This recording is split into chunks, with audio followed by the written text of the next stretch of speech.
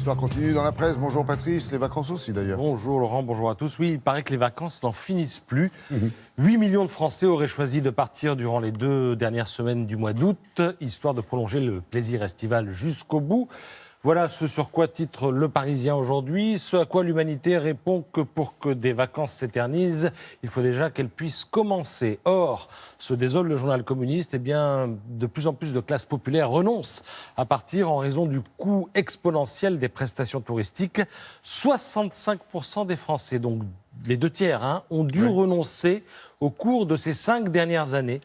Lirez-vous dans le journal qui se réfère à une étude publiée par la Fondation Jean Jaurès. Alors, ce qui est sûr, c'est qu'il y a un endroit où ça ne va pas être les vacances le week-end prochain.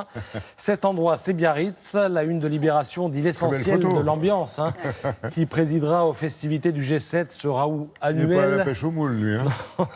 Et je ne crois pas qu'il soit en adoration devant le rocher de la Vierge. Non plus. Le G7, donc, ce raout annuel où les totems de la planète sont censés régler en 3 jours des problèmes qui les enquiquinent depuis des décennies. CRS, policiers en civil, gendarmes et autres gorilles de chefs d'État. Au total, on estime à 25 000 le nombre de personnes qui disposeront d'une arme sur place.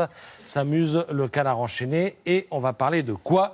On va parler d'inégalité. Alors dans Libération, Laurent Geoffrin pouffe carrément. Le symbole est franchement ridicule, écrit-il. On va donc discuter des inégalités mondiales à Biarritz, une des capitales françaises du bling-bling, entourée d'une armée policière au sein d'un périmètre bourgeois dont l'épicentre est l'hôtel du Palais, joyau du luxe du Second Empire, régime autoritaire et avide qui a réalisé la fusion entre l'aristocratie de la naissance et celle de l'argent. Voilà ce qu'assène l'éditorialiste. Alors il y va au bazooka, mais... Assez efficace. Il faut reconnaître que c'est pas mal vu. Alors c'est vrai, on ne se met pas dans un bunker doré pour parler ouverture et solidarité. Surtout quand on sait à l'avance que la montagne médiatico-diplomatico-sécuritaire va accoucher d'une souris. Sur ce point, la Croix préfère prévenir ses lecteurs. Du fait des tensions avec Trump, il n'y aura pas de communiqué final, mais une courte déclaration générale. Alors si vous êtes bilingue diplomatico-français, vous avez déjà traduit.